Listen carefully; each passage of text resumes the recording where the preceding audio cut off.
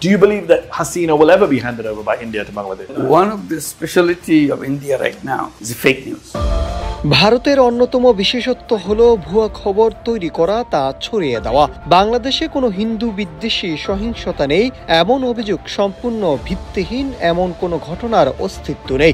অন্তর্বর্তী সরকারের অধীনে সংখ্যালঘু সম্প্রদায়ের নিরাপত্তা ও অধিকারের প্রতি গুরুত্ব দেওয়া হচ্ছে।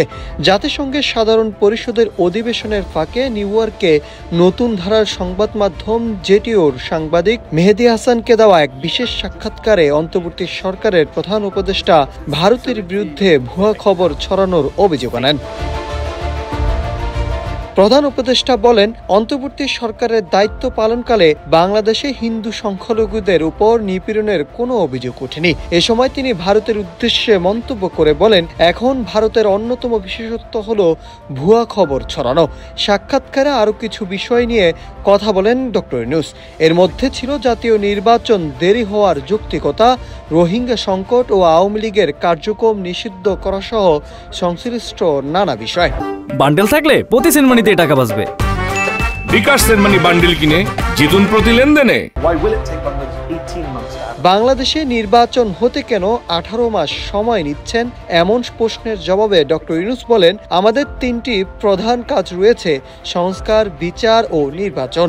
শুধু নির্বাচন করে আগের মতো সবকিছু রেখে দিলে আবারও সেই একই দুর্নীতি, স্বৈরতন্ত্র ফিরে আসবে। তাই আগে কাঠামোগত সংস্কার জরুরি। অন্তর্বর্তী সরকারের প্রধান উপদেষ্টা স্পষ্ট করে বলেন, আমরা শুধু নির্বাচন করতে আসিনি, আমাদের কাজ হলো ফেসিবাদের শিকড় উপড়ে ফেলা, যাতে আর কেউ গণতন্ত্রের নামে ক্ষমতার বলয় করতে না পারে। ডক্টর ইউনূস আরও উল্লেখ করে বলেন, বাংলাদেশের জনগণ তাকে অন্তর্বর্তী সরকারের প্রধান হিসাবে নির্বাচিত করায় তিনি বিস্মিত হয়েছিলেন। অনিচ্ছা সত্ত্বেও তা তিনি মেনে নিয়েছিলেন এবং আন্দোলনকারীদের উদ্দেশ্যে তিনি বলেছিলেন, আপনারা যদি দেশের স্বার্থে এত কিছু ত্যাগ করতে পারেন, তবে আমিও আমার ব্যক্তিগত সিদ্ধান্ত বদলে দায়িত্ব পালন করব। Nahid Hasan, news desk, Ittefaq.